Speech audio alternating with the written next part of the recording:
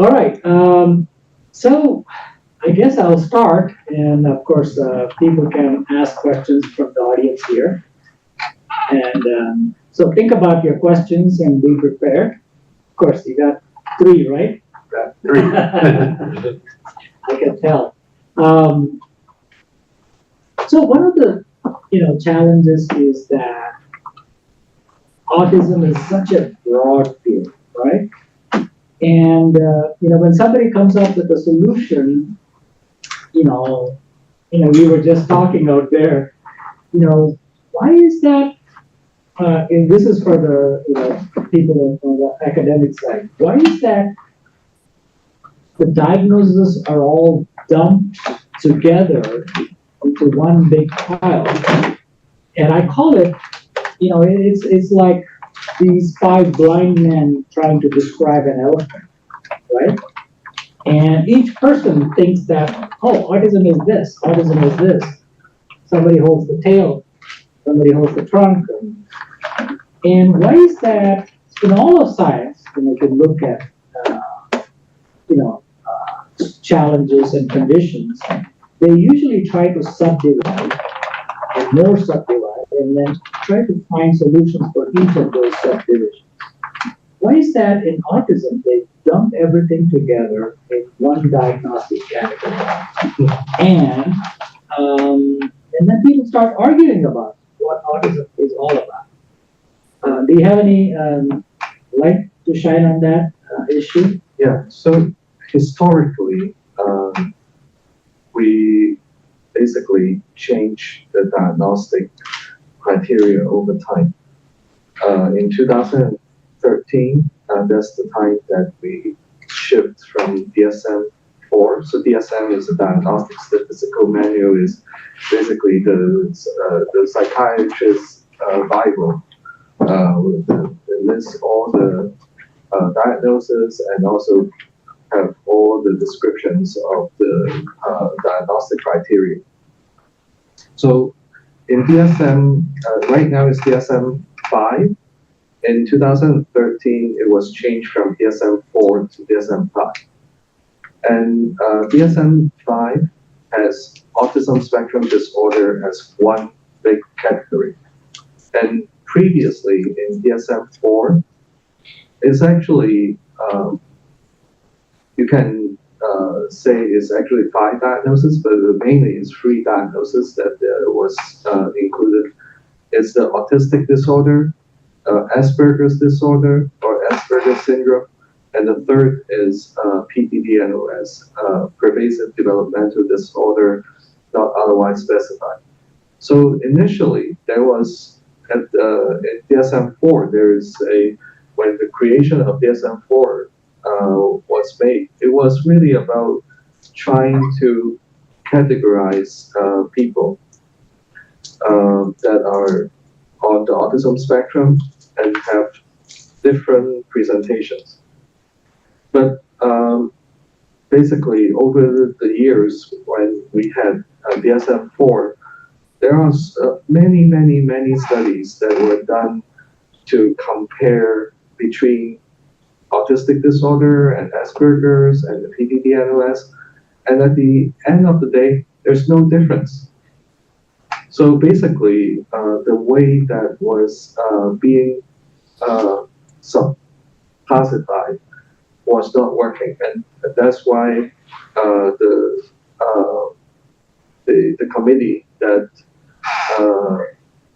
made the recommendation in DSM-5, they basically put all the conditions together, and that basically now you scientists have to figure it out. And basically, there are many scientists that are trying to subclassify the autism by genetics, by neuroimaging, and with like limited success. So basically, it's not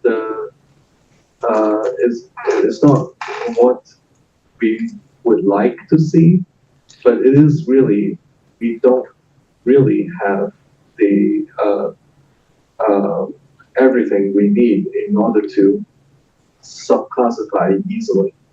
And autism is a very complicated condition. Yes, there are over 1,000 genes that are associated with autism. At least 100 genes are strongly associated with autism. So if you think about 100, even with 100 subtypes, it's like overwhelming. And it's actually not that simple because there's a lot of crosstalk and etc. So I can basically only tell you that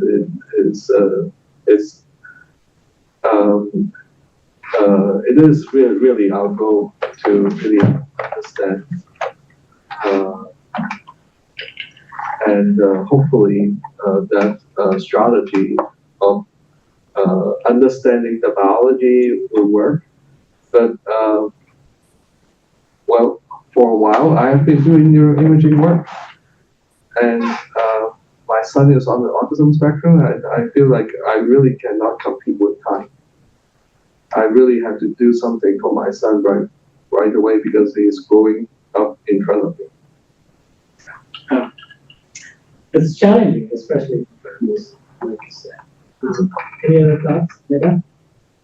I think it was all covered, but yeah, I think it's such a unique diagnosis that, you know, like you meet a child with autism and you meet a child with autism. I forget the phrase, but one child. Yeah, one child. It's like very each child is so unique and different. So I think that goes with the diagnosis as well. And typically, I've just seen with us and with many people in our group and parents I've come across that usually the diagnosis of autism comes with other things as well. So I feel like it's very complicated and really case by case. Dr. Krishnamurthy, any take on this? Yeah, I think I kind of empathize with the frustration. It's very frustrating to lump such a large heterogeneous population into one label. And there's also something I encountered in my research is that abilities and motor skills and everything just vary so much, right? Even when we kind of do publications, doing group statistics is almost meaningless because every person is very unique, which just kind of motivates the precision medicine model, right? You really need to hyper personalize whatever supports you're providing these individuals. Like to give you an example, when we were testing out our very first virtual letter board, there was one particular participant who refused to even, he put on the headset, then he kind of walked out and we couldn't figure out why. And then we learned that he hates the color green. The default color for the virtual letter board was green. And luckily, we had built kind of a dashboard where you can change the color. So he came back. But that is the sort of thing, right? So what kind of rocks somebody's boat can completely trigger somebody else. So I think we need to move beyond this cookie cutter template model, because I feel that as a society, we like recipes and templates because it keeps everything moving in a kind of assembly line. If something doesn't fit the assembly line, you just kind of throw it out. So it's not done. This kind of labels are not done to actually help the autistic person. It's just to help the system. I think we should move away from that to genuine curiosity and understanding, looking at a particular person, looking at their abilities. And again, from a neurodiversity affirming lens, right? A lot of times, what is seen as a lack of cognition and intelligence is simply an inability to initiate movement, for example, right? So things like presuming competence, things like using a neurodiversity affirming lens, and really being curious about what this particular person needs to thrive and succeed. That's critical. That's more important than just, oh, this is a label. I need to do ABC because they are on this label. Good. My next question is, where do you see a spark of light, or where do you see the bright spots in the autism world in your experience? We'll start with Neda. I know you've seen many Yeah, I think many times, like for me, it's more personal. It's like when we have some sort of like breakthrough, moment, whether it's, a breakthrough in like communication or a breakthrough in some sort of advancement. For me, it ends up, being very personal. But also, I think events like this, where it seems, usually I like to do a poll, but it seems like it's personal for everyone. I can kind of feel that, at least in the room. I don't know about the people online, but people can definitely share in the chat. Maybe if it's, I see Ken nodding his head. So it is personal. So I think being in a room with people that really get it is definitely lights a spark, within me. And I think there's a lot that one can achieve together in this room. Dr. Krishnamurthy, where do you see us? I think the genuine spark, as you say, Dr. Chattipalli, comes from genuine inclusion and listening. Like, I make it a point in my research group to let things like requirements and features come from autistic people. Like, we can't design to them. We have to design with them. We have to learn how to listen. We have to be genuinely curious. I'm actually, for the past year, I've been running a co-design group consisting of 6 non-speaking autistic young adults. They're actually participating in Zoom meetings every month. They're storyboarding solutions, user interfaces. They're doing a lot of the work, and it's been eye-opening. Like, they expose you to a lot of blind spots which you think didn't even exist, right? I mean, they'll just very quickly call you on your bullshit. So I think you really need to create the conditions to listen to people, empathetically listen to them with a lot of curiosity, never dismiss their lived experience, give them multiple opportunities, many different types of opportunities to share their autistic experience, because they truly are the experts. And if you kind of do that in a very honest way, I think you will see that some of these interventions, therapies, technology will be really powerful.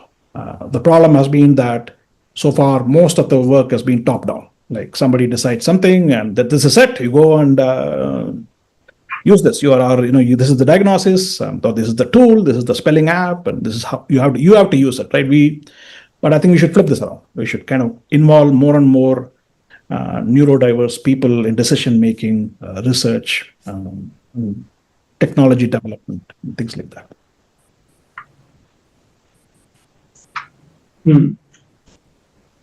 Lawrence, do you have any thoughts on where you see the sparks?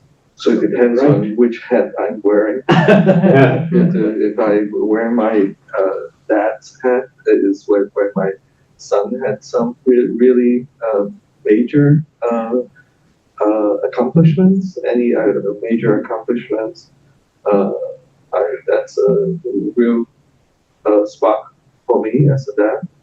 And as a researcher, as a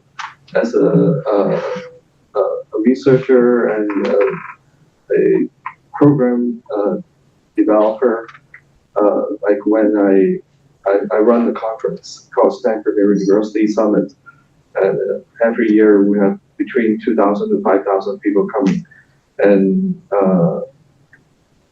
when I hear from people about the work that we are doing and that make a big difference in their lives or in their family's life, that's a real spark.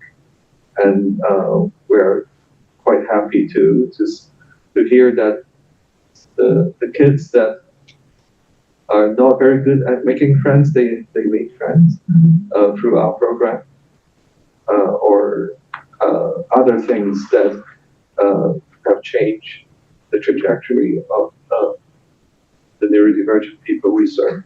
So whenever we hear any of those stories, it's just making us very energized and know that whatever we are doing we have to continue doing. Great. I'll take some questions from the audience here, and then I'll go to the comment section. Any in the room? Okay? Wait. So, Wow. you go first. It's not a question actually. I'm a father of a 9.5-year-old son who is autistic actually, and I'm also a scientist. I'm an expert in stem cell gene therapy. I'm a neurologist also. So just to your first question actually about the classification. As a scientist, when I see the DSM classification actually, it does not make any sense to me. And most of the terminologies are the terminologies of convenience. For example, spectrum. Cancer is a spectrum disorder. You can have breast cancer, prostate cancer, ovarian cancer, but we have specified out actually which type of cancer we have so that we can, personalize the therapy. So as a scientist, I did some research. I think there are 20 to 22 conditions in the kids who are on the spectrum, permutation and combination, with permutation and combination. And honestly, as a dad, it frustrates me. And as a scientist, I don't see the scientific body of the work, justifying the need. Why I'm mentioning this because most of the guidelines are dependent on these criteria. So it translates to the healthcare workers. Like I think in your slides you showed the intervention in the healthcare worker, not the student, one of your slides, which is really well timed. And in a way you're saying that, we don't have any strategies in the healthcare worker, and not all the parents can afford not to work and 100% focus on their kids actually. There are parents who are having difficulty putting food on the table. So these kids, look, those essential, like really precious years are getting lost. So I think, so just, finalizing what I'm trying to say is like something needs to be done to revolutionize some guideline principle which can actually give some kind of hope to these wonderful workers who doesn't have, like most of the time, these are subjective initiative by these wonderful health workers, and then they get frustrated actually, and then there is a high rotation. And as far as my son is concerned, I started spending time with him. 9 months ago, he was like almost like classified as he will never be able to do anything. Now he's high functioning after 9 months actually, So most of these terminologies are terminologies of convenience imposed on the kids, inability to understand them, and I think more need to be done from the academic perspective to guide through these some of the guidelines which can be game changing. Yeah, and I really echo what they're saying, and I'm so happy to hear that your son has made progress, and it seems like it's really obvious to you. And the same as for my son, when he was 4, he was not speaking, and his psychiatrist was saying, "Oh, unfortunately, you probably don't want to expect that he's going to go to college." My son is now a mechanical engineer. Congratulations! Like these are the stories which need to be heard. Yeah. My son, like when I pushed the school district, they labeled him. They actually appointed some of the experts, and they labeled him. He's never gonna understand addition and subtraction.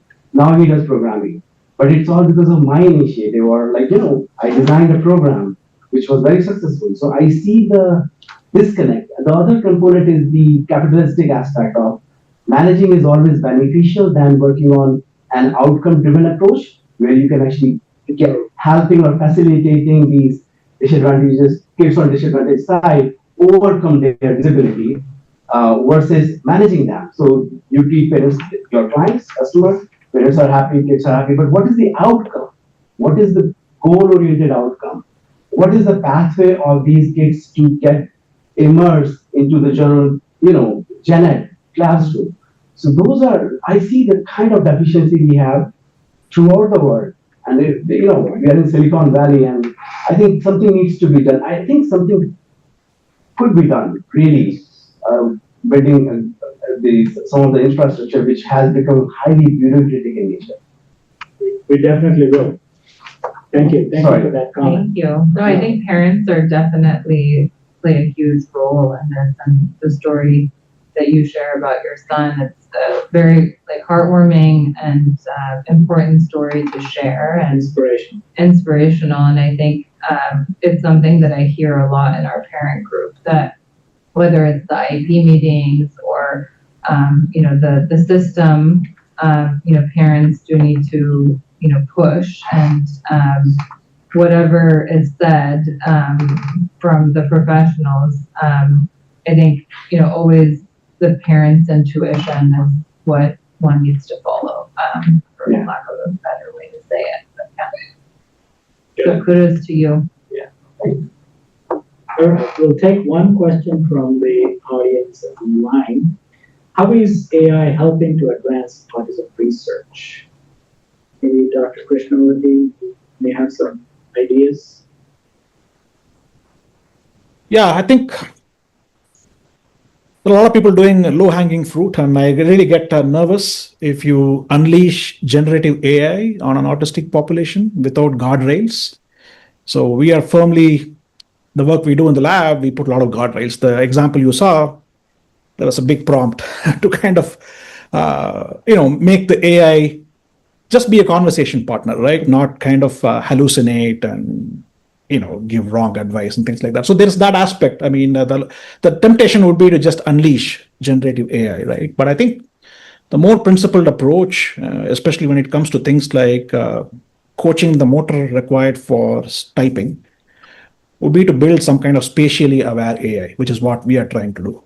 So the agent you saw in the demo, it actually has a machine learning model running in the background, which ingests a lot of sensors, right? Sensor data. It can track 50 different joints on the fingers, 50 different vantage points on both hands.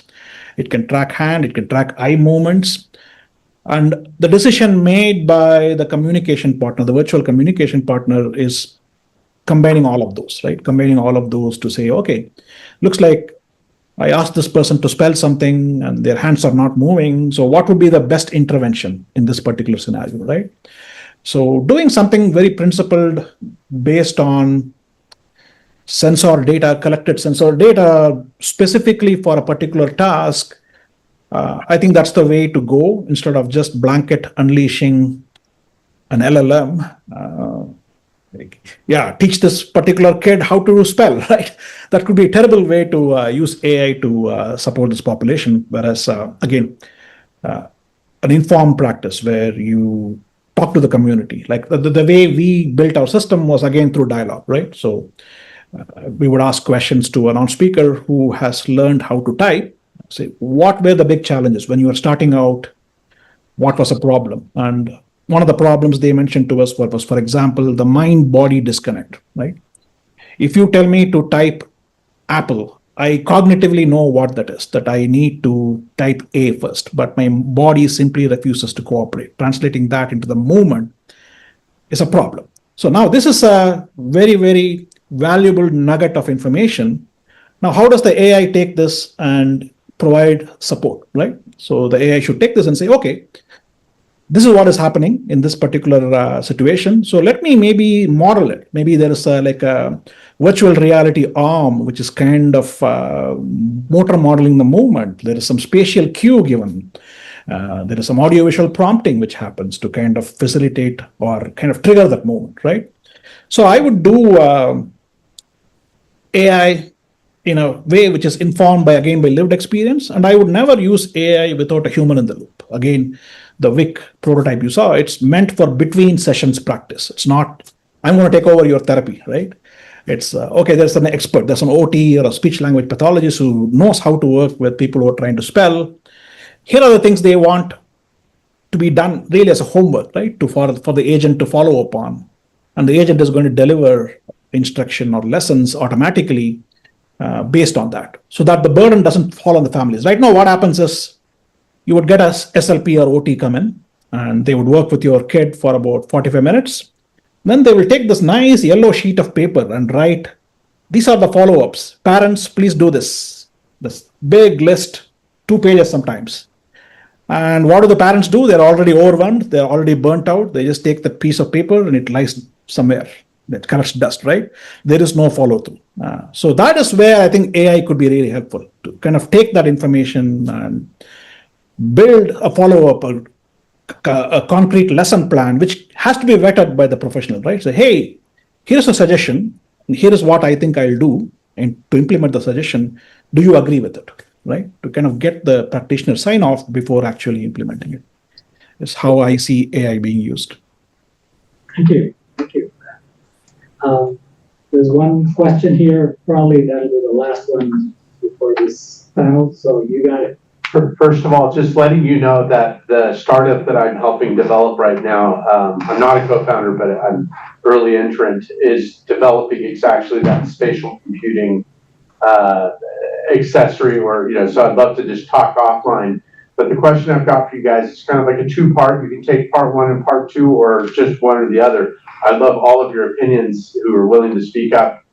The number one opportunity you see to help a very small fringe part of the autism community that you wish someone would do something, but you know that it's just such a small fringe that it feels hopeless. Okay, does that make sense? Like something that, what's a problem you'd love to see solved that's very too fringe to get traction, and a problem you'd love to see solved that you're really shocked nobody's taken care of because it's so widespread and yet nobody's doing anything about it. Do you have any ideas on either of those? It's a good question. I can start. It's not a technical answer. I think it's more of a point of view or how society sees autistic people. The first one would be the most important paradigm shift in how autistic people are dealt with in society, in educational contexts, is to presume competence, right? I mean, you don't baby talk to them.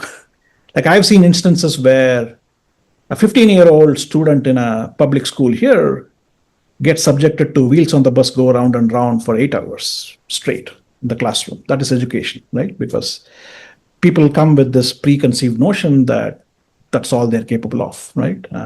So I think shifting that thinking, especially in non-speaking autism, from equating non-speaking to not thinking, to completely, kind of getting away from that outdated model and approaching non-speaking folks in particular, but neurodiverse folks in general with a fresh perspective, the strengths-based perspective. I think that's important because it's not happening, and that's kind of impacting everything from the technology solutions to the medical interventions.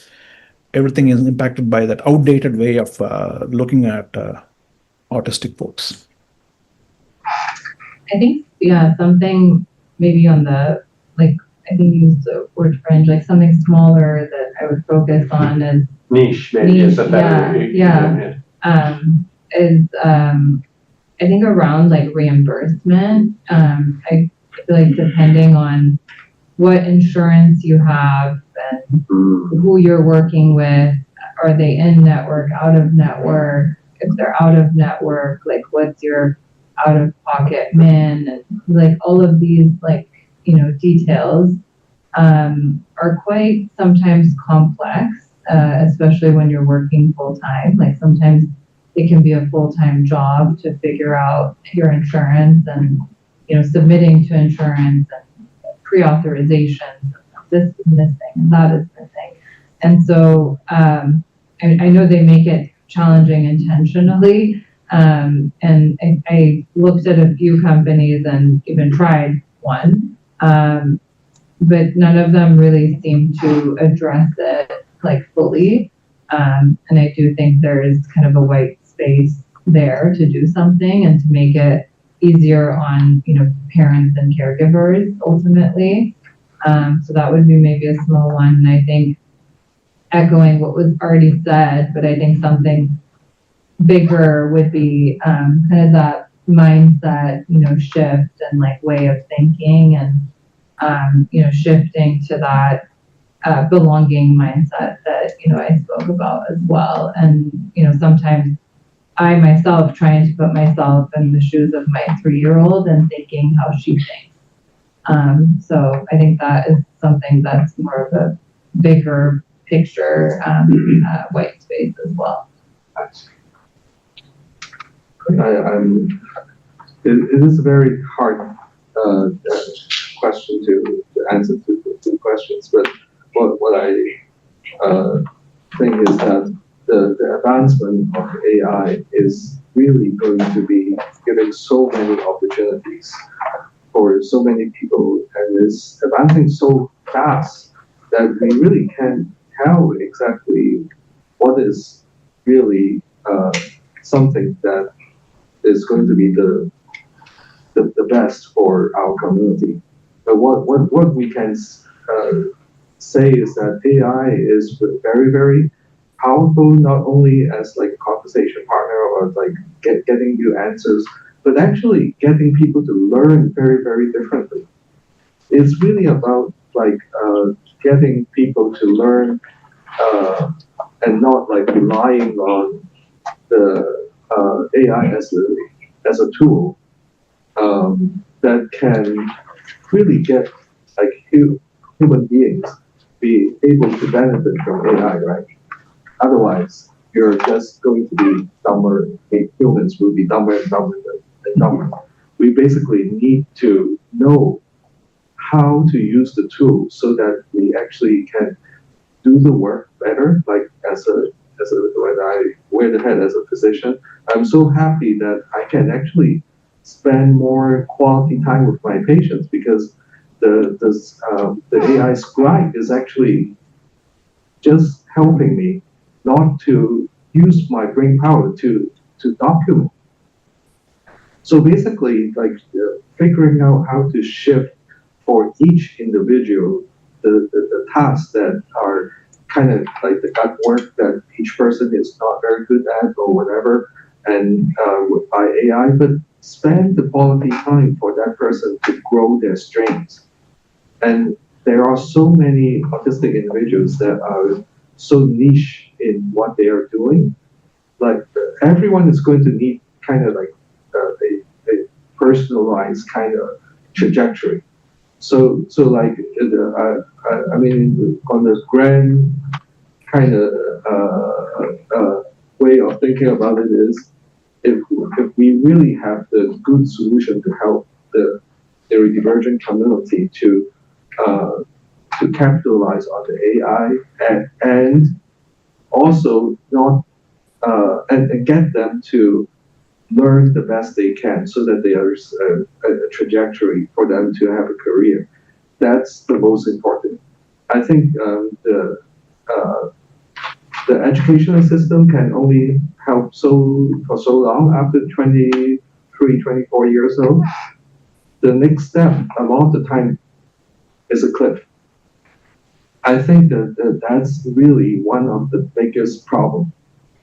The people that can be very, very intelligent, but because of their social interaction challenges, they don't get a job. And people will not be doing things that they are actually intellectually able to do. So like having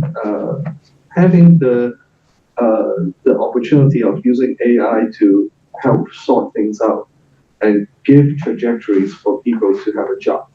That will be like the biggest thing that I think it can help for our community. And in terms of the niche things, is really, we can really say so many hundreds, thousands of niche things that can be done. And it's kind of hard to prioritize. Like for my son, it will be something very, very different from your son or your son. So it won't be fair to say what is the niche.